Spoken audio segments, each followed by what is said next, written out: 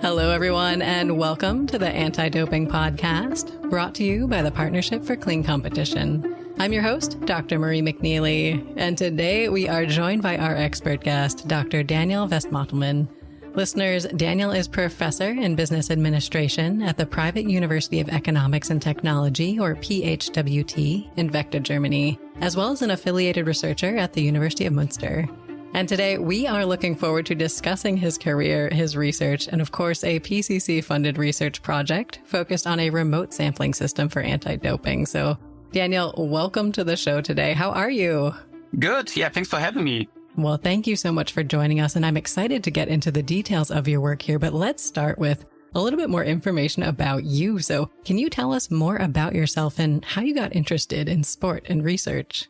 Yeah, so sport was always a very important part of my life. I started playing soccer as a kid when I was 6, I think. And when I turned 11, I switched to cycling. And when I started cycling, I was not really that talented. So in my first local races, I always got dropped. And also the coaches told my parents that they shouldn't support me too much because I wasn't really talented. But my parents really did a great job. They didn't put so much pressure on me. So when I turned 13, I already won my first race, and then I improved year by year. And by the age of 16, I also joined the national team. So yeah, that was really a nice use for me. And that was the basis for my later career as a professional cyclist. Very cool. Well, I think this is a great turnaround story. Everyone was telling you you couldn't do it, but you made it work. What really changed things for you in your athletic career? The constant progress was really a motivational factor for me. I think it was also a really motivational factor for me that after I finished school, I signed my first professional contract. And after finishing the school, I was able to focus for one summer only on cycling. And that was really great because on the one hand, I was able to compete with my role models like Eric Zabel or Fabian Cancellara. On the other hand, focusing on sport was too one-dimensional for me, I think. And this is why I started studying, because I missed some cognitive challenges, and the future of sport, especially in cycling, didn't really feel safe to me because of various doping scandals, which, if you think of the Jan Ullrich scandal or later Lance Armstrong. Therefore, I started studying back then. Definitely. Well, let's talk a little bit more about your academic career, your studies, and your research. How did you initially get interested in research and decide that you wanted to pursue this as a career? Early on in my studies, I developed a very keen interest in sports management and sports psychology. And I was really, really fortunate to be able to start working as a student assistant at the University of Münster while I was studying for my bachelor degree. This allowed me to support different research projects even before I had written my bachelor thesis. And of course, this meant juggling many tasks at once. If you consider my regular studies, competitive sports with training camps, a lot of competitions all over Europe or worldwide competitions, and also working as a research assistant at the university. But overall, I think it really paid off because I knew quite early in my career that I wanted to become an academic or even a professor. So I made that kind of plan when I was 20, 21. And I think having a goal in mind is really important for progress in the academic journey, but also in the athletic career. Absolutely. So can you walk us through the steps that you took to get to your current position and maybe just comment on how you balanced research and sport when those were overlapping? So I started my academic journey and my academic career in anti-doping. And for me, doping and anti-doping work was really omnipresent when I became an elite athlete. So on the one hand, people constantly asked me about anti-doping and doping in everyday life because there was a huge media attention to the high-profile cases like the Jan Ullrich case or later the Lance Armstrong case, just to name a few. And I also experienced several times that doping is a really big problem in our sports. So in my first year as a pro, this is just one story. One of my teammates tested positive for THC or cannabis, and that made me really cautious throughout my entire career. So I was really cautious about what do I drink, what do I eat, where do I get my food from. So was really a very important moment. And yeah, I also experienced that some of my competitors doped during my career. So another example would be the Vuelta a Mexico in Mexico. There I saw, for example, some competitors using syringes before the races. I also found syringes in the toilets at several stages. And that was really frustrating and really demotivated me at the time, because I thought, okay, you're training so much and you're training so hard. And I was able to compete on that level, but winning a race was on that level really hard for me. So it was really a demotivating time back then. But on the other hand, this experience also strengthened my will to do something against it. And this experience was unfortunately supported by other experiences. For example, at the Volta a Portugal, where I didn't really have a chance to get on the podium, for example, in the time trials, although I was a time trial specialist back then. And that was also something that I really wanted to change something in sports, because when we talk about time trial, for example, the performance is quite easy to compare. And if you see that someone is 2 minutes, for example, faster in the time trial, and you know your performance numbers, you know that something might be wrong. And I think 5 or 6 years ago, there was a big doping scandal in Portugal. So many of the competitors that beat me, especially in the time trials, were caught with blood doping. So yeah, this is also something that makes me really happy that I didn't focus only on my athletic career, because I couldn't leverage my whole potential. Absolutely. And thinking about your academic career path, can you talk about how you found your way to PHWT? After my master's degree in business administration, I started a PhD in interdisciplinary research group. And I was fortunate enough that I was able to focus my PhD on anti-doping. And after finishing my PhD on the effectiveness of anti-doping, I broadened my research focus during my postdoc phase, because I felt that basing my academic career solely on anti-doping research could be too uncertain in view of the job market. That's why I'm now a professor of digital transformation at the PHWT and not a professor of sports management or psychology, for example. That makes sense. So let's talk a little bit more about what you do in your current role, Daniel, and perhaps could you share just the broad scope of the research that you do? Yeah, so in general, I work with various partner companies at my university to investigate the success factors, for example, or the challenges of digital transformation and sustainability. But one of my big research foci is on sports digitization. And there in particular, I do a lot of research on new virtual sports platforms that are emerging currently. So prominent examples here are Swift or MyWhoosh. And the exciting thing about these virtual platforms is that they provide access to a great amount of performance data that are not available from competitions in the real world. We were able to show, for example, that these platforms replicate the laws of nature pretty well. So this is a very good complement to outdoor exercise and also to outdoor competitions. And in the field of anti-doping, for example, I'm investigating how new technologies such as remote sampling systems can be used. Or in another project that is funded by the European Union, we are examining life stories of sanctioned athletes. And here we want to understand how doping came about. And also we want to understand how sanctioned athletes deal with the sanction. And for me, that was something very emotional, because I was really surprised, but also very grateful for the openness of the sanctioned athletes. We gained a lot of insights from the lifetime interviews that took about 3 hours per interview. But yeah, I think therefore there's enough material for another podcast episode. No, absolutely.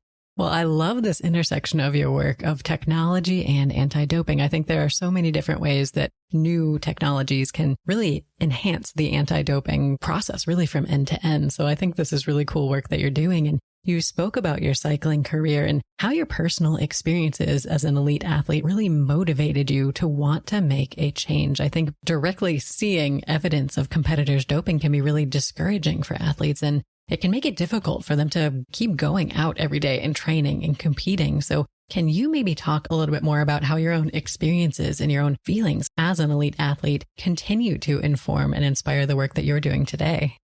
So on the one hand, it was really demotivating, because I felt that I couldn't gain the success felt I deserve. But on the other hand, it really motivated me to continue the research, to especially do qualitative research. So to talk with athletes, do they share my experience, and especially the project that is funded by the European Union. This is, I think, very helpful because, as I mentioned, I didn't expect that the sanctioned athlete would be so open about their experience. And this also gave me a bit, let's say, peace of mind to understand what kind of circumstances made them do what they did. And for me, also personally, it was a very important experience.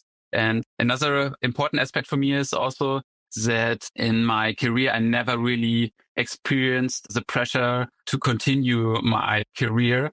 And I think this is something not every athlete can say about him or herself, because I always knew I have also another career path that I could follow. And I think therefore education is really important. And my academic career really helps me to do anti-doping research because on the one hand, I have a very broad network in sports. So many of my former teammates or competitors are now working in managerial roles in sports or in federations. And I think also have an inside view of the anti-doping systems is also very helpful because I know what the athletes are experiencing. I can also understand under what kind of pressure they are. And this is really important if you think of new research projects or if you conduct studies. And in this regard, I also experienced a huge leap of faith. So if I conduct interviews, most of the athletes really trust me and are pretty open about their lifetime stories, for example. And this is something I'm really grateful for. And I'm not sure if athletes would be that open if someone does not have the athletic background. I think that's a really good point. I think you bring this unique and much needed perspective in anti-doping research because you get it. And the athletes that you're talking to know that you get it. So I think that's critical. And I'd love to explore where the PCC fits into the picture of your career. How did you first hear about the PCC and how did you decide to apply for funding?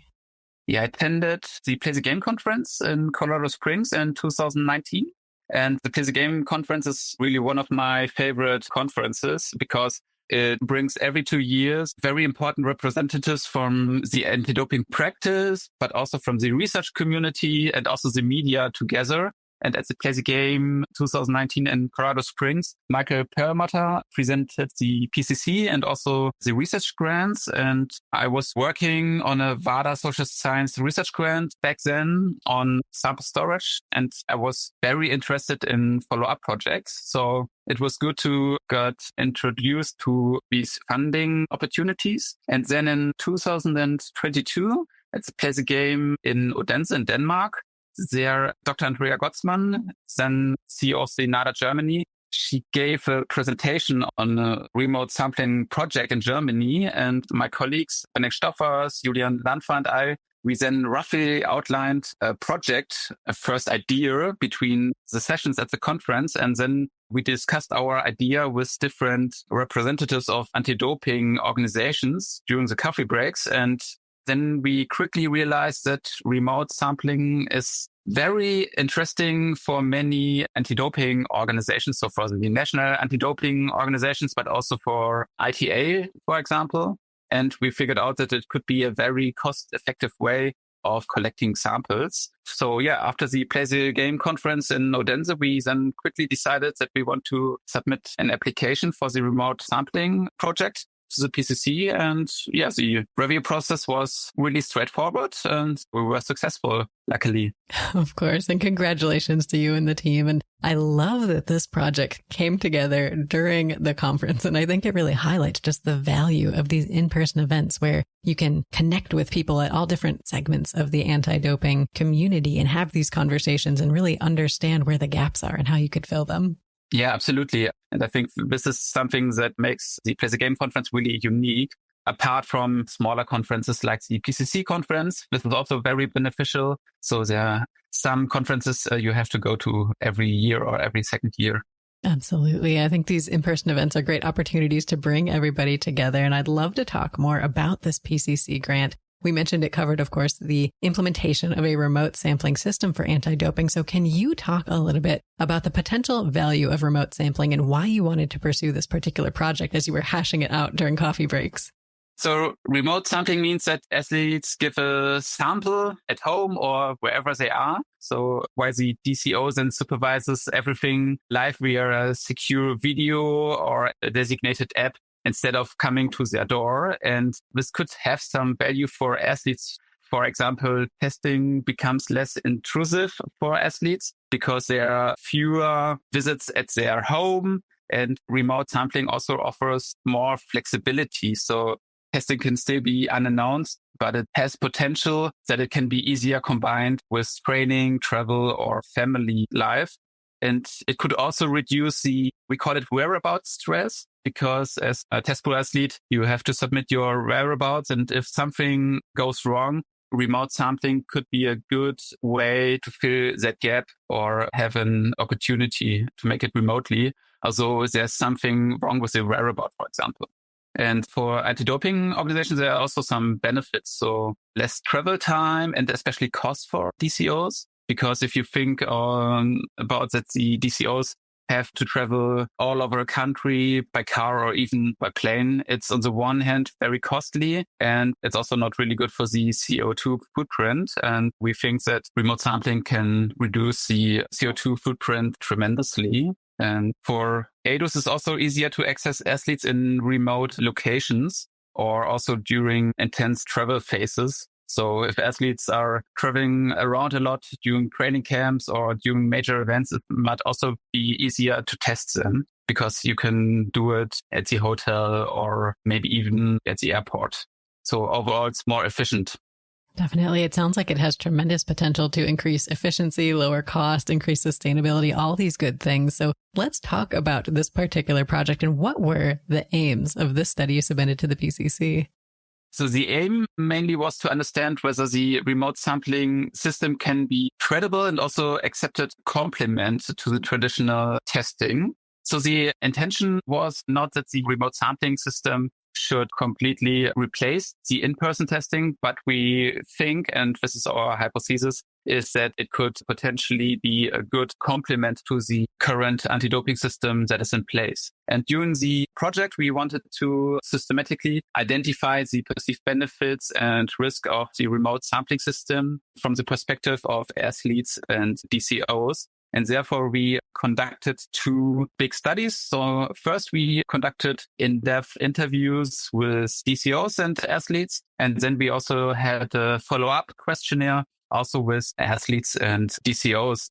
What is also really interesting is that in the original proposal, we planned to do the interviews with both the athletes and the DCOs, but we had incredible support from the PCC, from the collaboration partners, which means the anti-doping organizations from ITA, that we expanded our project in terms that we also surveyed the DCOs. So I think about 130 DCOs also participated in our survey. And this was something we didn't think it's easily feasible, but due to the support of the project partners, we were able to collect quantitative data pretty easy also from the DCOs. And that was also something really nice. So I love these details that you've shared about the project, and it sounds like it's been quite successful. Who have been some of the key contributors? The key contributors have been, of course, the athletes, first of all. We are really grateful for the time they invested into our project, because I know from my own experiences that the athletes have a very tight schedule. If you think of traveling, the whereabouts system, anti-doping system. So this is something we're really grateful for. Although I have to mention that it was harder than expected to conduct the interviews and especially gather the surveys, because we had to send a lot of links to different athletes organizations and also use my personal network. But I'm happy that we managed that. So athletes, of course, is the most important group in this project, because it is really important for me that we have an athlete-centric approach, because we really want to hear the athletes' voices when we provide policy recommendations, for example. And as I mentioned, we are really grateful also for the support of the DCOs. So we had the support of a different national anti-doping agency, like NADA Germany, NADA Austria, the Dutch anti-doping organization, Denmark, Norway, just to mention a few, also US, USADA. So this was a really good group of anti-doping organizations that helped us a lot conducting this research. Also important to mention is our technology partner. So we worked also closely with Sportradar, especially Dominik Müser supported us a lot. So he took a lot of time to explain us how the system works. He provided us background information that we could use for the interviews, and we could also use for mock-ups in our survey study. So this was also very important for us. And last but not least, also, of course, the research team. So I work together with my colleagues from Münster, Benedikt Stoffers and Julian Landfer, and also with Andrea Petrocci from Kingston University. I guess most of the listeners know her. She's one of the biggest experts in social science anti-doping research. Well, it sounds like you had a great team of people contributing to the project, and you mentioned these interviews. Can you maybe go into a little bit of detail about the research methods that you used and what the outcomes were that you were particularly interested in? Yeah, so when we started with that project, we recognized that there are some basic reports on how a remote sampling system works. And I think there was also one scientific study by Matt Petirux that was really helpful for designing our research. But for us, it was clear that we want to dive deeper into that because there was not a lot of information and academic evidence in the community. And therefore, we did a pre-study on the remote sampling system. And there we interviewed different CEOs from anti-doping organizations. And right there, we received huge support, and we identified that many anti-doping agencies see at least the potential in a remote sampling system. And yeah, because of that, we wanted to dive deeper to the operational level, so to say. So we wanted to understand how do the persons that use or should use on a everyday basis the remote sampling system, how do they experience such a system? And therefore, the goal was to interview or analyze the perceptions of the athletes and the DCOs. And what we found in our interviews is that the athletes see a clear benefit from a remote sampling system in terms of flexibility and also in terms of less intrusiveness. But the athletes really worry about the added responsibility and burden because during the remote sampling process, they have to take care of the handling of the kits, also the shipping. And some also worried about the usability of the technology. So if something doesn't really work, if the internet connection doesn't work, they really had some fear that it could lead to a sanction, for example. That was one of the main outcomes. And the DCOs really welcomed the potential in terms of efficiency and also the sustainability gains because they told us that they are traveling really a lot. So in Germany, for example, most of the DCOs travel hundreds of kilometers per day, and there's a huge potential for lowering the CO2 footprint. But on the other hand, the DCOs also had concerns regarding the sample integrity and the chain of custody, because in in-person testing, they can monitor the whole process and they take care of the provided sample. And now when we talk about remote sampling, then it's the burden of the athlete. So they perceived a so-called lack of control. And this was also a very important aspect. Yeah, and both groups, so the athletes and the DCO, they also highlighted the importance of reliable technology, also that the data are secure because we're talking about very sensitive information here. Because when a doping control procedure is monitored via video, then you have definitely very sensitive data. And therefore, it's important that the data are saved in a secure manner. And the athletes and the DCOs also mentioned that it's really important that the roles and the responsibilities are clear. So he's responsible for what kind of issue, for example. Well, that makes sense. And I think a lot of these points that people brought up in these interviews, it sounds like, may have to impact doping policy, who's responsible for what particularly. So can you just think about how the findings from these interviews and just this line of research could potentially impact the field of anti-doping? I think that the results provide some evidence-based guidance for anti-doping organizations, for IATA, and especially for the WADA.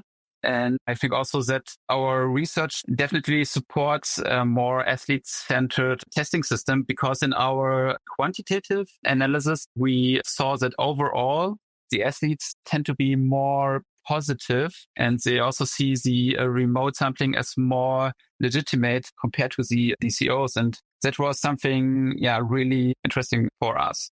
Therefore, we hope that our results inform future revisions of the WADA code, for example. Our results also offer guidance with regard to a structured implementation roadmap for anti-doping organizations.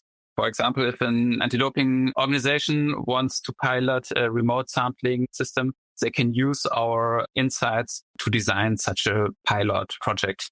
Very cool. So what then are some of the future directions for you related to this line of research? Is this something where you've got additional ideas or questions that you'd like to answer? Yeah, the problem is that the current anti-doping code doesn't include remote testing. So we would like to see that WADA opens their regulation a bit and supports at least more the pilot projects, because we see that there are big issues regarding data security and also the chain of custody. But we need just more projects and more insights, maybe some innovative ideas how we can solve these different problems that might occur when we implement a remote sampling system. But it's important that we follow this road, because this is something very new and uncommon for anti-doping, such a remote sampling system.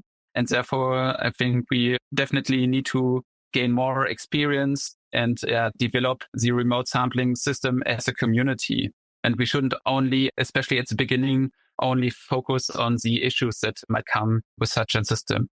Well, that makes sense. And I think this is a particularly interesting area in the field. But I know this isn't the only thing that you're working on, as we mentioned earlier in our conversation. And you and your colleagues are also working on simulations. You recently published an interesting paper using simulations to examine the impacts of sample retention and reanalysis on doping behavior, as well as doping detection. And I'd love to talk about this project next. So Daniel, can you share some of the background on how this particular project came about? So in reality, and also from my own experience, I know that there's a huge gap between, on the one hand, the low positive test rate, so the official prevalence rate published by WADA. And on the other hand, there's also a much higher estimated doping prevalence, especially if we look in the scientific literature. There are doping prevalence rates reported up to 30, sometimes even more %. So we see that there's a potential huge gap between detected and estimated doping in elite sports. And we know that storing samples and retesting them years later has at least the potential to fill that gap, because we saw that Olympic medals have been changed hands because of retesting, but we don't know how big the effect is at the system level. So what is the effect of retesting on the doping behavior and also on the detection rate?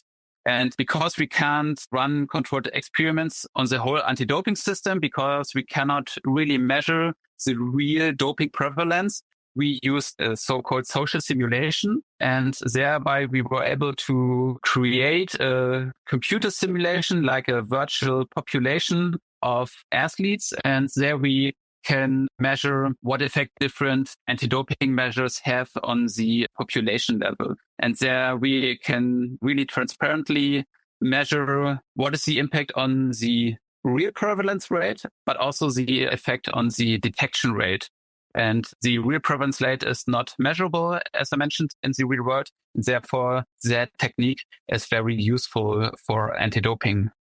Absolutely. And I think a lot of these technology-based research projects, oftentimes your results are only as good as your model or your simulation. How do you know, or how did you validate that the simulations you were using were relevant to what's happening in the real world? First of all, it's a very huge simulation model. So it's more than 5,000 lines of code. And then we looked at different evidence in anti-doping research. For example, we have 4 different types of athletes in our simulation model, and we back them up with studies from sports psychology, for example. And after we built this simulation model, we ran a first simulation. So the first simulation that had been 10,000 of test runs to simulate a so-called status quo. And in that status quo scenario, we saw that the prevalence rate of doping was about 25% and the detection rate was about 1%. And these numbers fit pretty well to the numbers that are reported by WADA, because about or nearly 1% of the doping samples that are tested in the laboratories are positive. So this shows on the one hand that our model provides realistic numbers. And on the other hand, the 25%, we don't know if it's a really realistic number, but at least it fits to the estimates of the prevalence rate. And it was also not the goal to be able to forecast doping behavior.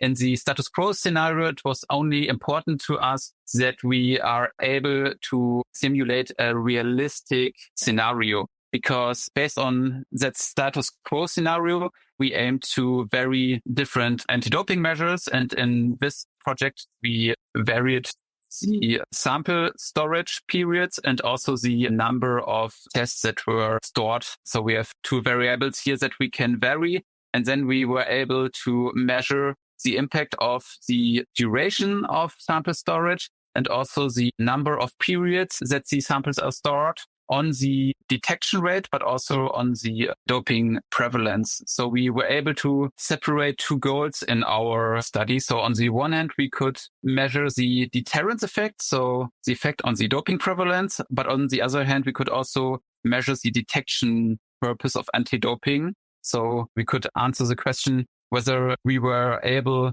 to catch more dopers. And I think this are very important insights, because anti-doping research is moving more and more in the direction that we have to ask ourselves the questions: what is the main goal of anti-doping? Is it more deterrence? So do we want less doping, or is it a detection that we catch the sheets? And our simulation model can take this separation between deterrence and detection into account. And I think this is very important, because in the real world, using real world data, it's hard, if not impossible, to distinguish between those two numbers. And what we found using our simulation model is that, so on the one hand, raising the number of samples that is retested, but also raising the number of periods the samples are stored, both have an important and significant effect on both the detection rate and also the prevalence rate. So both measures work, and they also work best in combination. What was also really interesting to see is that we found a so-called saturation effect. So if you start with retesting, you have a higher negative effect on the doping prevalence and also higher effect on the deterrence rate. But the effect is becoming smaller and smaller the more you do retesting and the more you extend the storage periods. And this is also something that is really interesting for anti-doping organizations, because you have to ask yourself the question, okay, for how long do you really want to store the samples? Because if you open a sample after 10 years, most of the athletes that have been tested 10 years ago have already retired. And therefore, you have to consider that when you do retesting. Definitely. And I think just the practicality of it, right? You can't just infinitely store every sample because of space considerations, et cetera. Yeah, absolutely. Although there are more and more anti-doping agencies are investing more and more into storage capacities.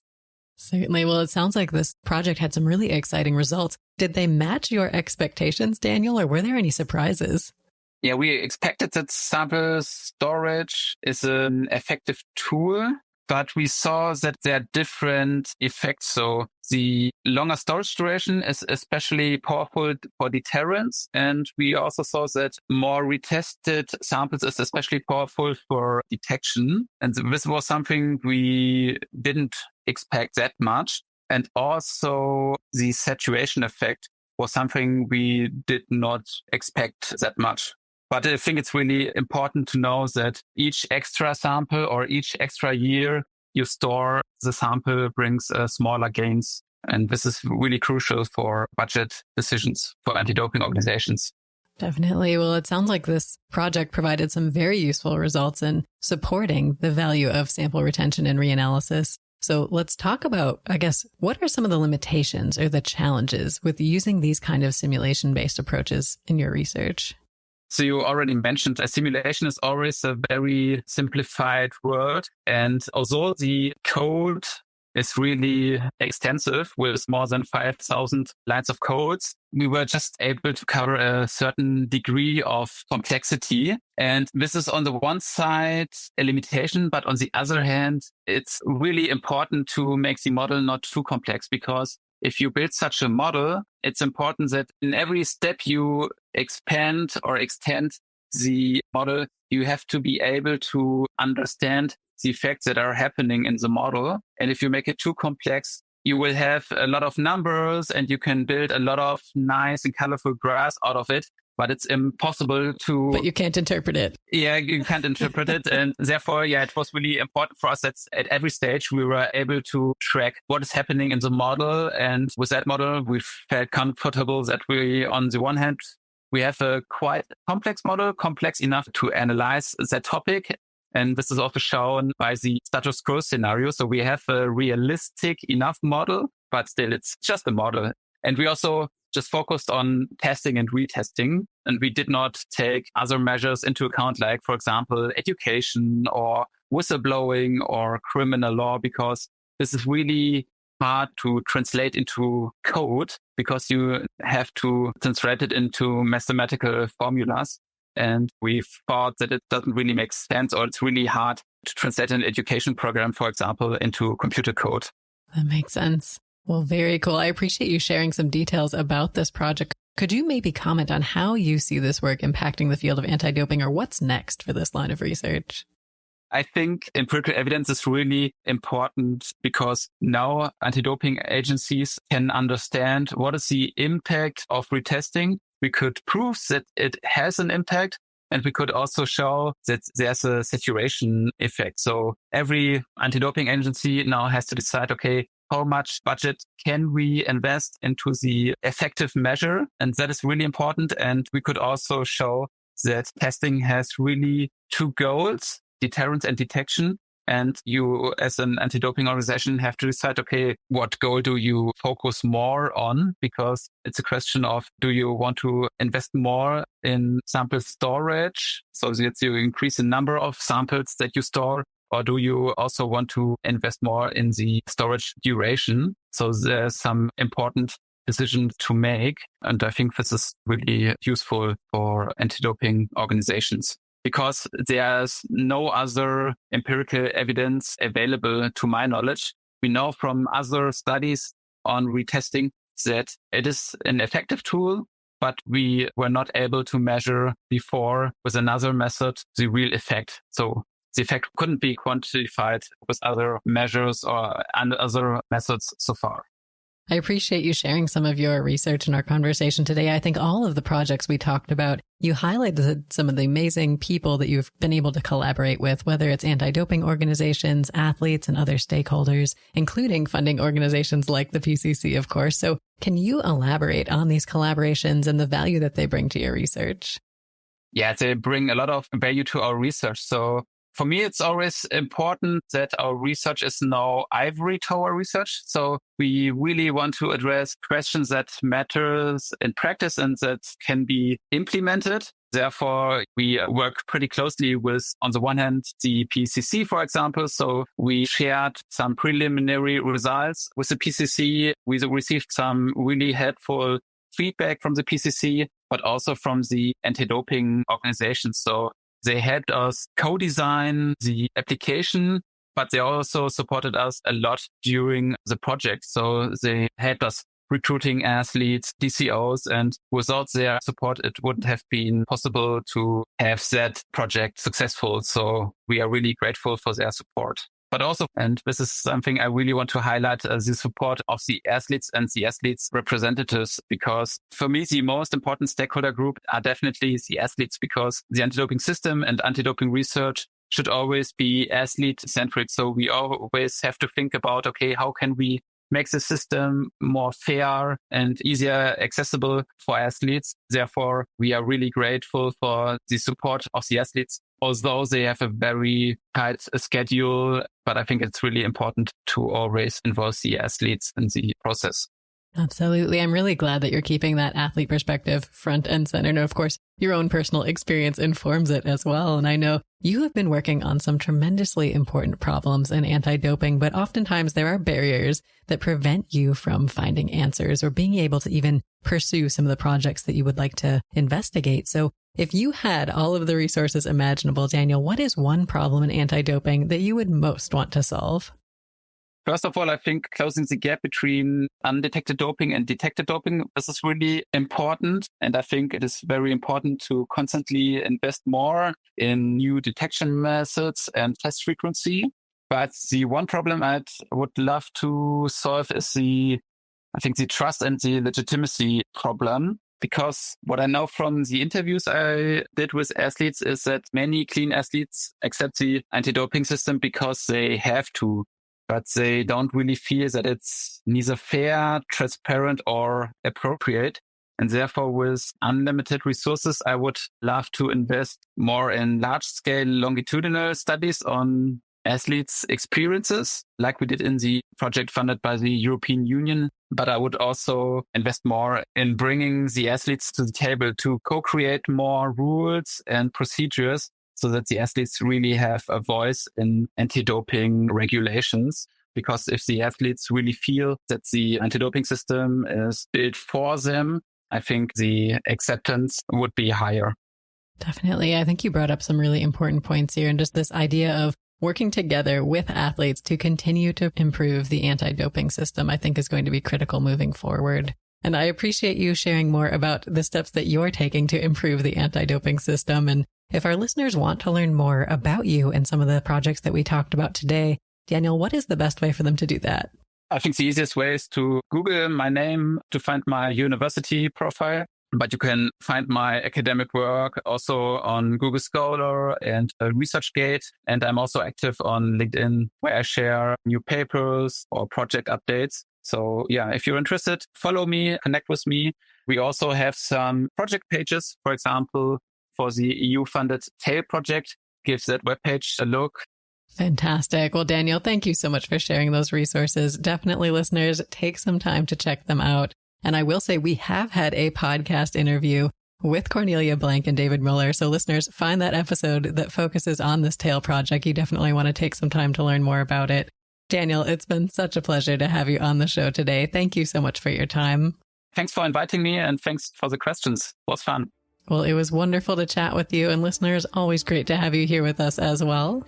Please note that the Anti-Doping Podcast features a wide variety of clean sport experts, and episodes may include statements and/or viewpoints that do not necessarily reflect the views or values of the PCC. Thank you, and we look forward to seeing you on the next episode of the Anti-Doping Podcast.